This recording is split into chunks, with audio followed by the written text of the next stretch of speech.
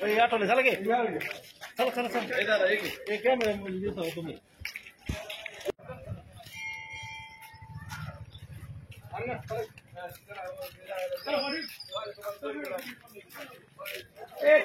चल बोरा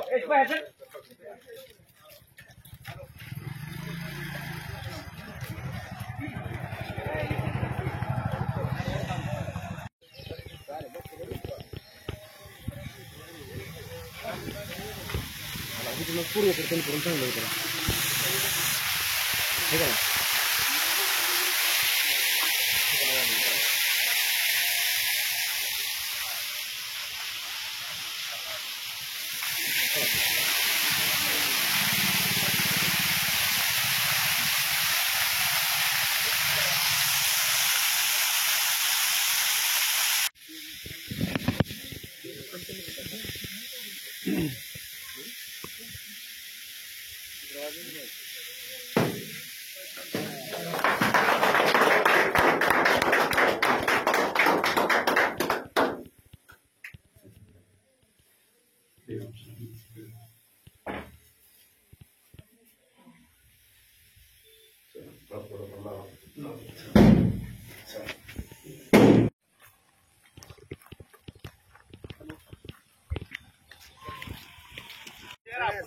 बघा बाकी सर्वसामान्य कार्यकर्ते 8:30 नाही म्हणजे मला काय मला 7 ला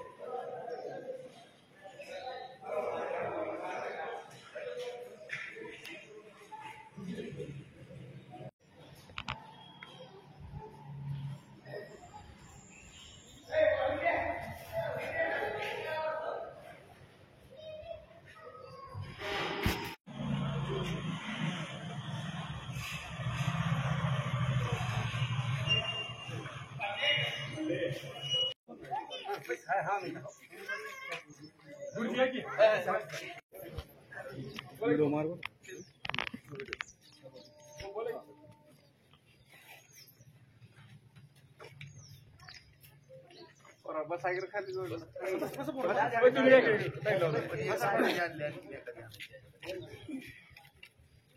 पुढे या लोकसभेच्या इलेक्शनच्या अनुषंगानं गावभेट दौऱ्यानिमित्त बार्शी तालुक्याचे लोकप्रिय आमदार सन्माननीय राजेभाऊ राऊत यांचं आगमन झालेलं आहे आणि त्यानिमित्त आपण या ठिकाणी कॉर्नर बैठकीचं आयोजन केलेलं आहे। त्यानिमित्त राजेभाऊचं या ठिकाणी आगमन झालेलं आहे। सगळ्यांनी टाळ्याच्या गजरामध्ये इलेक्शन हे कुठलंही लागल्यानंतर जी धावपळ असते राजेभाऊची सर्वसामान्य कार्यकर्त्यासाठी, अगदी ते लोकसभेचं असेल, आमदारकीचं असेल, नगरसेवक पदाचं असेल, जिल्हा परिषदेचं असेल, पंचायत समितीचं असेल, एवढंच नाही, अगदी ग्रामपंचायत जर इलेक्शन लागलं तरी कार्यकर्त्यांना मोठं करायचं, त्यांना बळ द्यायचं काम हे नेहमी राजेभाऊनं पहिल्यापासून केलेलं आहे आणि आज तागायत ते काम नेहमी चाललेलं आहे। त्याचा मी एक साक्षीदार आहे। 1999-2004चा तो काळ मला आठवतोय। दिवसभर आम्ही प्रचार करायचो आणि त्या सगळ्या कार्यकर्त्यातला एक छोटा कार्यकर्ता मी होतो। राजेभाऊचं घराच्या शेजारी एक छोटंसं संजूभाऊ राऊतांनी मंगल कार्यालयाच्या सामानाचं त्या ठिकाणी ऑफिस केलं होतं आणि त्या ऑफिसच्या समोर दिवसभर भागून पळून आल्यानंतर इलेक्शनच्या धावपळीतून संध्याकाळी त्या ठिकाणी शेवटची बैठक व्हायची. ते दिवस मला आठवत आहेत. विजय कुठलाही सोपा नसतो. विजय हा खेचून आणावा लागतो आणि खेचून आणण्यासाठी ही तळागाळाचे कार्यकर्ते जे आहेत, जेव्हा भरून पाळणारे त्यांच्यावर विजय कुठलाही अवलंबून असतो. त्याच्यामुळे ही कॉर्नर बैठक ठेवली असते. का तर इलेक्शन कशाला लागलं, आपल्याला प्रचार काय करायचा आहे, नेमकं धोरण काय, आणि ह्या सगळ्या गोष्टीच्या अनुषंगानं याच कॉर्नर बैठक ठेवली आहे.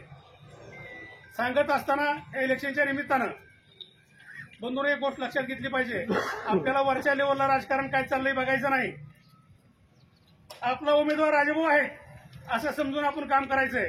का तर आपली कामं मोदी साहेबांकडे नाहीत, शरद पवार साहेबांकडे नाहीत, अजितदादांकडे नाहीत, अन्य कुठल्याही नेत्याकडे आपली कामं नसतात. आपली कामं असतात राजाभाऊकडे आणि राजाभाऊकडून ती कामं कशी करून घ्यायची ह्याचा प्रत्येक गावातल्या सर्वसामान्य कार्यकर्त्याला वेळोवेळी आम्ही दिलेला आहे.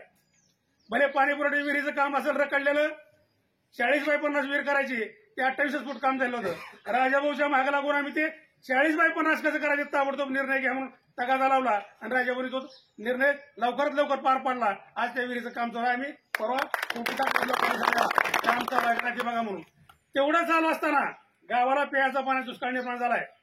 झाला का नाही खरं सांगायचं? गावात पाणी प्यायला आहे का? मी म्हणतोय म्हणून नाही. गावाला पाण्याच्या टँकरची गरज होती का नव्हती? खरं सांगा, होती का नव्हती? आणि हीच कैफियत आम्ही राजाभाऊकडे जाऊन मांडली गेल्या 8-10 दिवसाखाली. राजू म्हणले पाणी गावात नाही का कसलंच? अहो शपथ म्हणलं कसलंच पाणी नाही. गावात पुढे जाऊ बाग बीग काय काही नाही म्हणलं. जर पाणी गावात असतं तर लोकांनी बागायत केलं नसतं का? मग काय करायचंय? आणि म्हणलं काही करा, गावात टँकर द्या ताबडतोब. का तर आज गावाला प्यायलाच पाणी नाही. मग राजाभाऊनी ताबडतोब कलेक्टर ऑफिस पासून तहसीलदार बीडीओ पर्यंत पाणी पुरवठा खालचा अधिकारी सगळ्याला फोन लावले ताबडतोब. आणि दुसऱ्या दिवशी रविवार होता, शनिवारी आम्ही गेलतो. राजभाऊ म्हणले उद्या रविवार आहे काय मला माहित नाही, परंतु प्रांत तुमची वाट बघतोय सोलापूरला. आणि मी कौतुक करतो सुमंत मेजरचं, गटतट बाजूला ठेवून. सुमंत मेजरचा रविवारी सोलापूर ऑफिसला गेले, तिथली कागदपत्र सगळी प्रक्रिया पूर्ण केली आणि तिसऱ्या दिवशी आपल्या गावाला पाण्याचा टँकर चालू झालाय. म्हणून आता गावात पाणी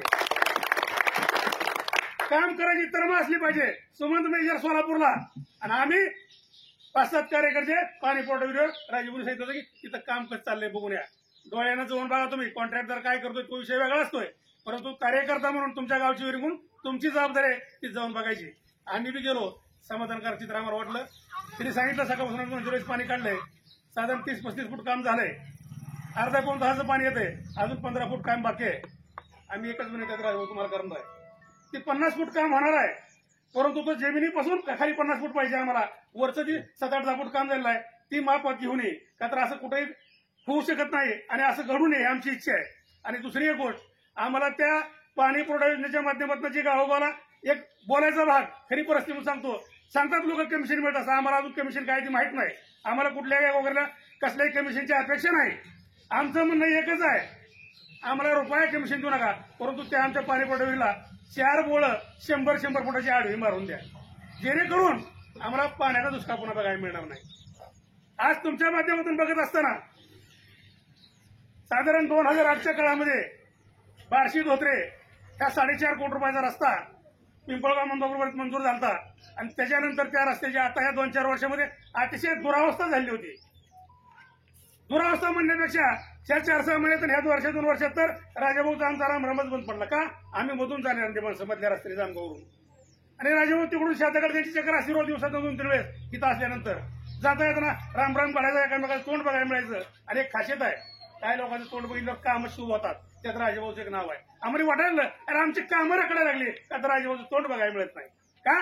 आमच्या जीवाभावाचा माणूस, आमचा आमदार माणूस, आम्ही निवडून आणलेला माणूस आणि बघायला मिळत नाही. आम्ही राजाभाऊच्या मागे सांगितलं राजाभाऊ काही करा.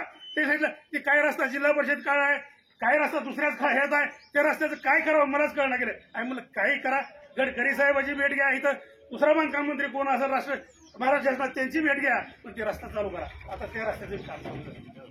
राजभाऊनी परवा सांगितलं तुमच्या गावचा पाणी दुष्काळ मला कायमचा मिटवायचा आहे. आणि कशाच्या माध्यमातून? उजनीचं पाणी मी इथं आणतोय बार्शी तालुक्याला. बंधू खरी गोष्ट आहे. लोक हसतात काय बोलले, उजनीचं पाणी 100 किलोमीटर बार्शीला कसं येणार? काय येत नाही. अहो आज तुम्ही आपलं गणेश तलाव जाऊन बघा, तलाव भरून घेतला पूर्ण, त्याच्या वरची जेवढी तळी आहे ती गाडेगावकडल्या बाजूला पलीकडल्या बाजूला ती सगळी भरून घेतली. पाणी आल्याशिवाय भरली का होती? ह्याचा अर्थ पाणी येत आहे असं कुणी म्हणायचं कारण नाही. धोत्र्याला पाणी कसं येईल? धोत्र्याला स्वतः तावडी तळ्यात पाणी आणणार आहे, तावडी तळ्यातून खामगाव तळ्यात पाणी जाणार आहे आणि खामगावच्या तळ्यातून महागावच्या तळ्यात पाणी जाणार आहे. आणि काय पाणी उचलफेक पद्धतीनं काय पाईपलाईन आपण आणू शकतोय पुन्हा 100% आपल्या गावाला पर्क्युलेशनच्या माध्यमातून पाणी मिळणार आहे. पाणी साठल्यानंतर पाण्याचा नियम असतो. पाणी ज्या ठिकाणी साठतं त्यानंतर तिथून 14 किलोमीटर पाणी असं जमिनीत पसरत जातं. म्हणून डायरेक्ट नाही मिळलं, विहिरीला पाणी लागेल, बोरला पाणी लागेल. तुम्हाला एक छोटं उदाहरण सांगतो मी की महागावचं तळ झाल्यानंतर आणि बाबळगाव तळ झाल्यानंतर आमच्या गावात बोरला पाणी लागायला लागलं. पहिलं बोरला सुद्धा पाणी लागत होतं, बोर विहीर कोरडं लागायचं. पण ते बाबळगावचं तळ झाल्यापासून आणि महागावचं तळ झाल्यापासून बोर घेतलं की कोरडं जात नाही, काय होत नाही, पाणी लागतंय. 15-20 मिनिटाचं होत नाही पण बोर चलतंय. अशी आज परिस्थिती आहे. 100% ही तळी भरल्यानंतर आमच्या गावाचा पाण्याचा प्रश्न कायमचा मिटणार आहे आणि शेतीचा सुद्धा प्रश्न आपला कायम मिटणार आहे. मी जास्त राजीभाऊचा वेळ न घेता या ठिकाणी आपल्या गावचे ज्येष्ठ नागरिक बबनतात्या गुरव यांना विनंती करतोय की आपण राजीभाऊच्या ठिकाणी सन्मान करायचा आहे. या ठिकाणी राजीभाऊला पुष्पगुच्छ पुष्पहार घालून ज्येष्ठ नागरिक सर्वसामान्य माणसाच्या हातून सत्कार करायला पाहिजे माझी इच्छा असते. आम्ही कार्यकर्ता मोठे माणसं गावात पाटील असतोय, सरपंच असतोय, आम्ही पळणारे कार्यकर्ता असतोय. मान सन्मान शेवटच्या घटकाला गेला पाहिजे आमची इच्छा असते. म्हणून या ठिकाणी अतिशय गावातील गरीब माणूस, साधारण माणूस आणि ते देवाचे पुजारी आहे म्हणून त्यांच्या हस्ते सत्कार तुमचा ठेवला आहे. या ठिकाणी बबनदादाच्या हस्ते राजेभाऊंचा सन्मान होतोय. चालतो काय असतात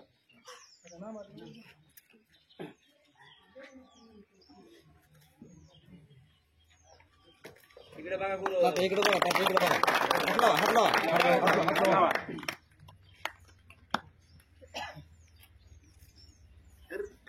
या ठिकाणी सन्माननीय राजेभाऊ यांचा सन्मान संपन्न झालेला आहे. यानंतर कुंडलिक भाऊ गायकवाड यांचा देखील सन्मान केला पाहिजे. ते ज्येष्ठ नेते आहेत. पहिल्यापासून राजेभाऊच्या आता खंबीरपणाने ते पाठीमुख उभे राहिले आहेत. मी सुमंत मेजर यांना विनंती करतोय आपण कुंडलिक भाऊचा सन्मान करावा.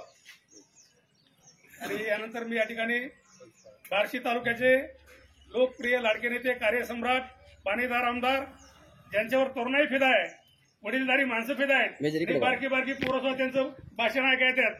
ते आमचं होमायचं ते झालेलं आहे. ती सारखा सांगतो राजभाऊ काय करते तो म्हणला त्यामुळे ते राजकारण आणि समाजकारण करतात. गावाला प्यायला पाणी, गावाला रस्ते, गावाला वीज ही कामं ती करतात.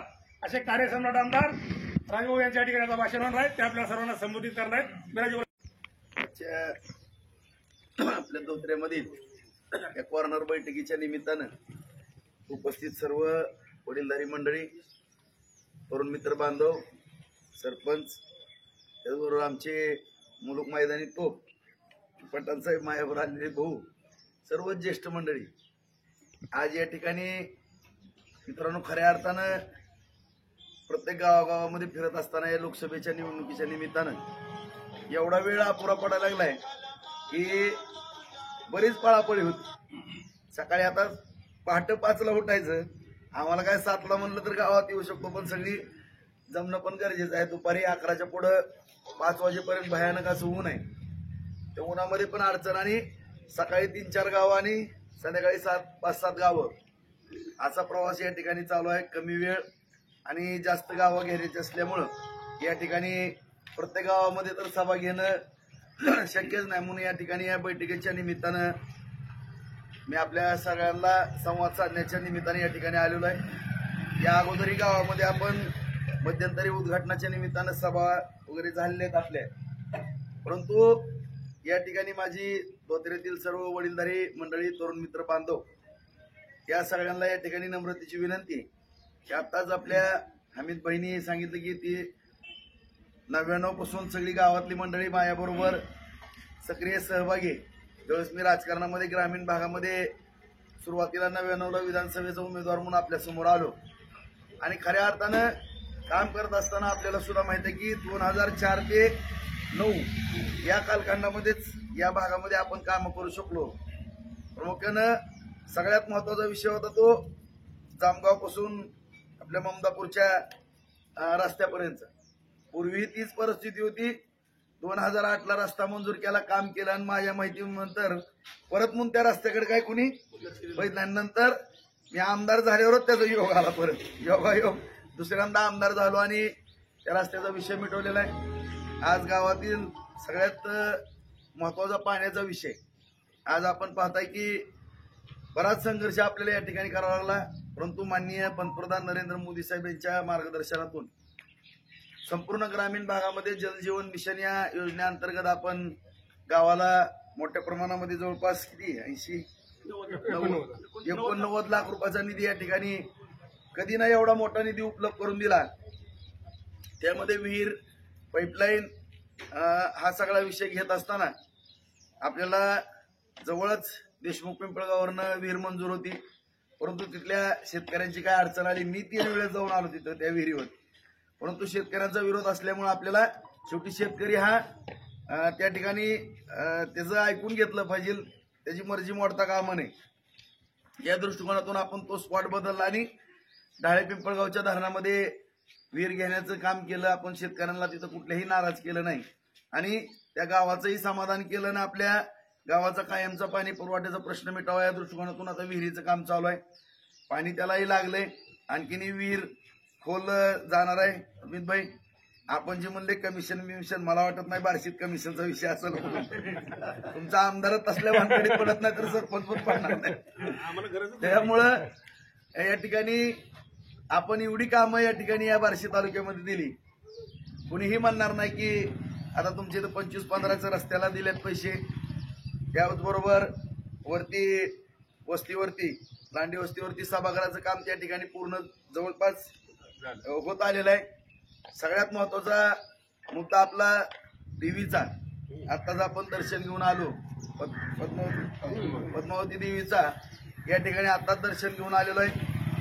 आज तुम्हाला या ठिकाणी सांगू इच्छितो की त्याही देवीच्या सभागृहाला लवकरात लवकर त्या ठिकाणी सुद्धा 20-25 लाख रुपये कबूल केलेला आहे.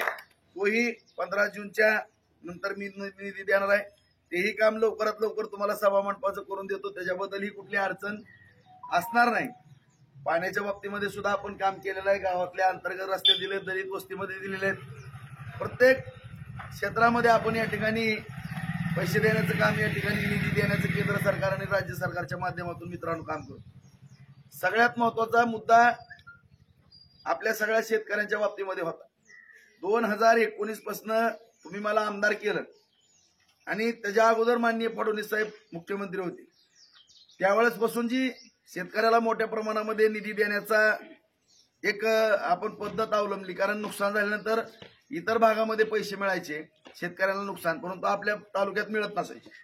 परंतु 2019 पासून आता आहेत जर बेरीज केली तर 422 कोटी रुपये आज आपण मंजूर केले. त्यातले फक्त 62 कोटी रुपये येलो मोजकचे वाटण्याचे राहिले, ते सुद्धा वाटण्याचं काम आपण या ठिकाणी करणार आहोत. त्यामध्ये सततचा पाऊस, अतिवृष्टी, दुष्काळ, फळबागा, सगळ्या कुठलीही योजना जी सरकार शेतकऱ्याच्या पाठीशी आहे, शेतकऱ्याला सातत्यानं मदत करत आहे. आणि ती मदत या ठिकाणी महाराष्ट्रामध्ये जर सगळ्या तालुक्याची आकडेवारी काढली, तुम्ही सर्च करा, तरुण मित्राला मी सांगतो की सगळ्यात जास्त शेतकऱ्यांना मदत मिळणारा एकमेव बार्शी तालुका असेल. एकही मदत आपण मिळण्यापासून शेतकरी वंचित ठेवलेला नाही. भविष्य काळामध्ये सुद्धा कुठलंही आसमानी सुलतानी संकट आलं किंवा नैसर्गिक आपत्ती आली तर सातत्यानं सरकार आपल्या पाठीशी राहणार. आज या ठिकाणी मला धोत्र्यातील सर्व बांधवांना नम्रतेची विनंती करायची, वडीलधारी मंडळीला, तरुण मित्रांनो, आज आपण या ठिकाणी टँकर दिला म्हणून तुम्ही टाळ्या वाजवले. एक टँकर पाणी पिण्याचा दिला म्हणून तुम्ही टँकर दिला म्हणून तुम्ही टाळ्या वाजवता. ही काय माझ्यासारख्या लोकप्रतिनिधीला शोभणारी गोष्ट नाही. या ठिकाणी आपण दुष्काळात पडू नये किंवा दुष्काळावरती मात करावी या दृष्टिकोनातून मोठी योजना राबवतो.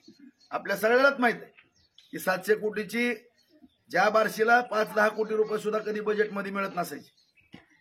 माननीय पंतप्रधान नरेंद्र मोदी साहेबांच्या मार्गदर्शनाखाली एकनाथ शिंदे साहेब मुख्यमंत्री झाले, फडणवीस साहेब उपमुख्यमंत्री झाले, दोघांचंच मंत्रिमंडळ होतं.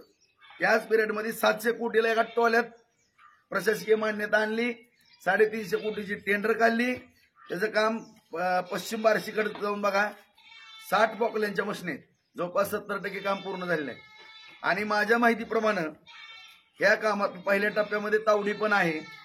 हाती झालं डिसेंबर ते जानेवारी महिन्यापर्यंत या तावडीचं तळ तुम्हाला उजनीच्या पाण्यानं भरलेलं दिसेल. अशा पद्धतीने या ठिकाणी जास्तीत डिसेंबर जानेवारी त्या पिरियड पर्यंत जर पावसाळ्याची अडचण आली तर एखादा महिना मागं पुढे होईल, नाहीतर तावडीचं तळ भरल. आणि दुसऱ्या टप्प्यामध्ये ज्यावेळेस 12,550 हेक्टर क्षेत्र या पहिल्या टप्प्यामध्ये आणि दुसऱ्या टप्प्यामध्ये जे आपलं उर्वरित पाणी शिल्लक आहे त्याचे आपण 6,000 हेक्टर नव्यानं भिजावं ह्याची मागणी सातत्याने शासनाकडे केलेली आहे. त्याचा एक आपण मास्टर प्लॅन बनवलेला आहे आणि त्याच्यामध्ये धोत्र्याचा सुद्धा समावेश आहे. धोत्र आहे, उसळम आहे, खामगाव आहे, साकत आहे. तुम्हाला सुद्धा स्वप्नातला विषय वाटत असेल. बघा पठाण तुम्ही म्हणले सगळ्याला टिंगर वाटते, टिंगरच वाटते ना, आणि ती स्वप्न पूर्ण करण्याची जबाबदारी तुम्ही तयार केलेला एक राजाराव नावाचा कार्यकर्ता फक्त माझी एवढीच विनंती आहे की या ठिकाणी ज्यांच्या मार्गदर्शनाखाली मी काम करतोय नरेंद्र मोदींच्या, त्यांना तिसऱ्यांदा पंतप्रधान करण्याची जबाबदारी तुमची आहे मित्रांनो.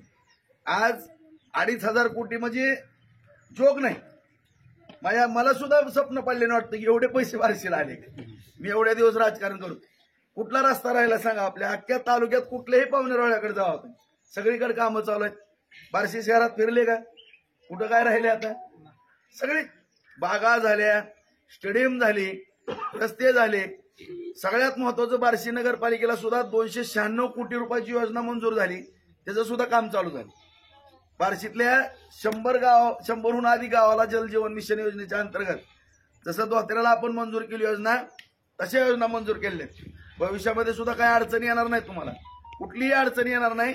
आणि सगळ्यात महत्वाचं सांगतो की काय जणाला बऱ्याच माझ्या विरोधकाला वाटतंय ही काय तर आतीच बोलतं काही, परंतु मला जेवढं होतं किंवा माझा अभ्यास मी मोठ्या प्रमाणामध्ये करतो आणि जे होणारं काम नाही त्याला तर जास्त डावचायची मला सवय लहानपणापासून.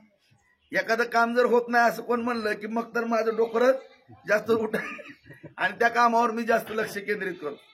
आज तुम्हाला मी प्रामाणिकपणाने सांगतो की तुम्हाला सुद्धा अतिशयोक्ती वाटेल. हे धोत्र्याचा तर विषय आपण तिसऱ्या टप्प्यामध्ये उजनीच्या घेतलेलाच आहे. मी त्याची एक बैठक कपूर म्हणून सेक्रेटरी त्यांच्याकडे झाली आणि त्या सुद्धा टप्प्याला मंजुरी मिळते.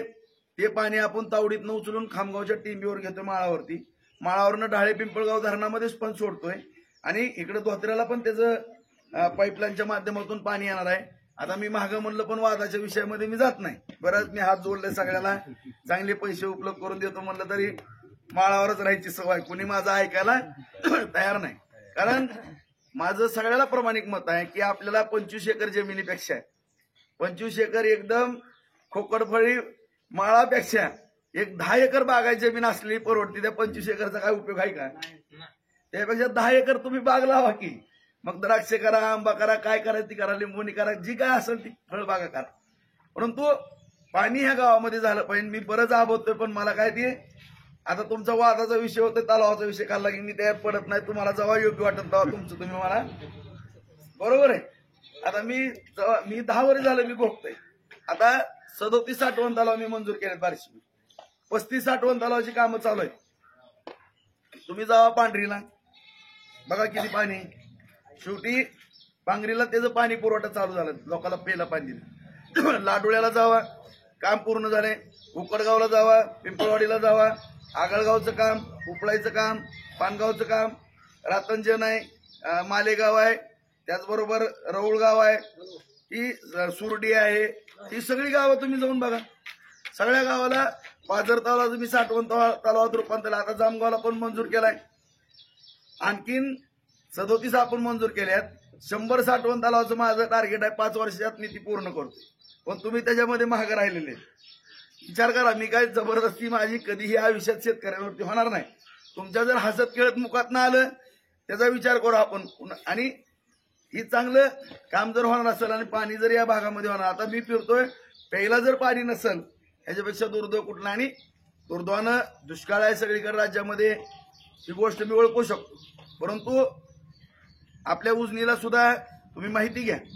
मी 40 वर्षाचा पाठीमागचा आढावा घेतला होता. फक्त 4 वेळेस उजनी कोरडं पडलं होतं, म्हणजे पाणी पूर्ण संपत आलेलं होतं. कोरडं म्हणजे जे काही पाणी द्यायचं शेतीला ते देता येत नव्हतं. आता 45 वर्षात मी अभ्यास केलाय, 5 वेळेस उजनीला ही आतासारखी परिस्थिती आली, परंतु कृष्णा भीमा स्थिरीकरण योजना आहे, त्याचं काम सरकारनं हातामध्ये घेतलेलं आहे. त्याला सुद्धा जागतिक बँकेचा निधी मंजूर झालेला आहे. त्याला 3000 कोटीची तरतूद त्या ठिकाणी निधी वितरित केलेला आहे.